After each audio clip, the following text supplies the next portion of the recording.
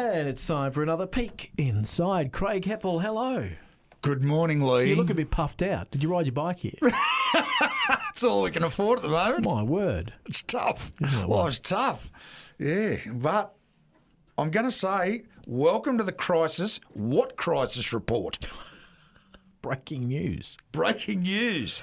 Now, if you're exposing yourself to the almost hourly barrage of legacy media reports about the goings-on in the Middle East, that we should be out of fuel, vaporised, or starved to death sometime in the next 30 to 60 days, think again. Have you ever heard the term short-term pain, long-term gain? Yes. Believe it or not, that's what's going on here.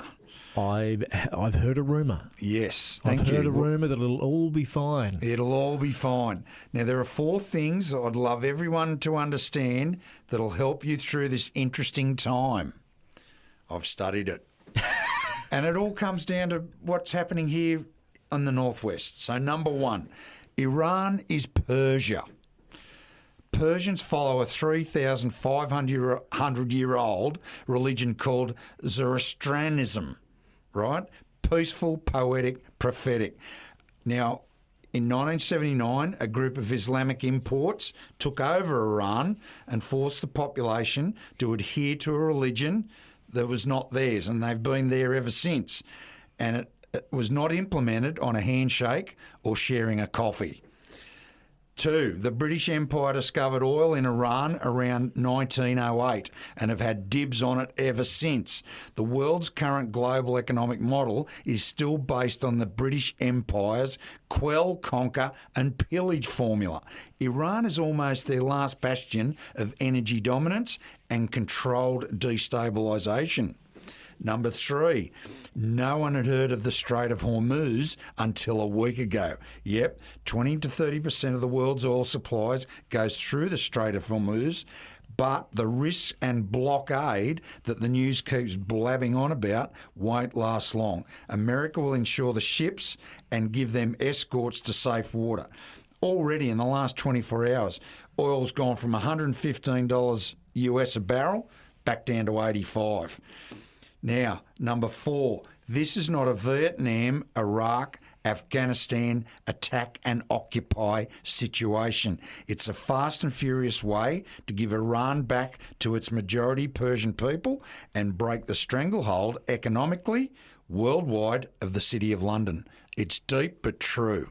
My belief is that we should resume normal programming fairly soon, and if you want the whole fascinating picture, look up Promethean Action. That's Promethean Action on X or YouTube.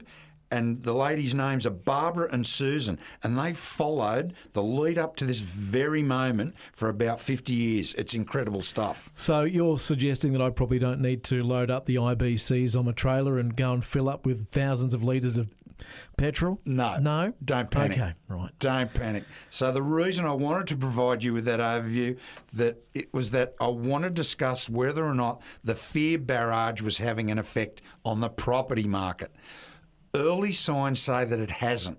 Okay, the National Barometer, Sydney, is showing slight signs of demand softening, but the preliminary auction results, clearance rates for the weekend just gone is 74% clearance in Sydney and 68% in Melbourne. That's pretty healthy. Fairly strong numbers considering the uncertainty being foisted upon the general public at the moment. Here in northwest Tassie, buyer demand does remain steady, with even more mainland buyers inquiring on and buying in all price brackets.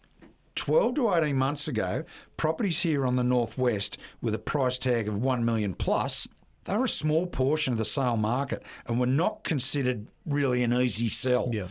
Fast forward to today, $1 million plus properties are more common, and if they provide bang for the buck, live up to their price tag, they're selling at a regular clip. These higher end sales are almost a given now, and seeing that the median price across the northwest is now nearing $600,000, you can see what's going on. It stands at about $590,000 at the moment, the median price. So just in the last week, we fielded genuine inquiries from potential buyers from the Northern Territory, Western Australia, Queensland, and even Cambodia. Well, you're on the radar, aren't we? We're on the radar, exactly.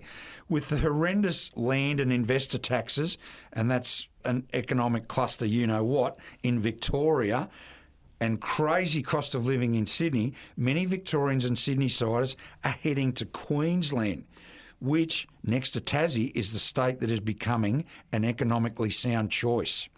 But Queenslanders, done with the heat and crap beer, are heading to Tassie. I lived in Queensland for 16 years. 4X? Ugh, no thanks. Do you know who was named as Queensland's Real Estate Agents of the Year? Tell me. Dan Andrews and Jacinda Allen. What are they up to?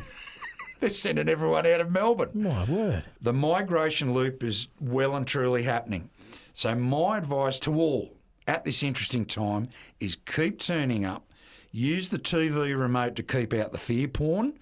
Don't panic buy, and be grateful we live in one of the world's best kept secrets. We are blessed. Yeah, we tend to forget that, don't we? We do. Everyone takes it for granted.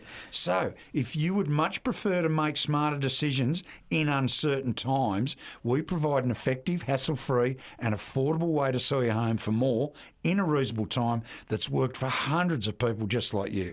So just get in touch via our website, ulverstonrealestate.com, Facebook page, Ulverston Property Sales, and put this number in your phone right now, 0400 180 515. Craig Heppell, thank you. We'll do it again in a week. We will, and it'll come around quick. Yes, and no doubt the petrol prices will go one way or the other by then. Yeah, and I'll just go and put my helmet on and trundle off.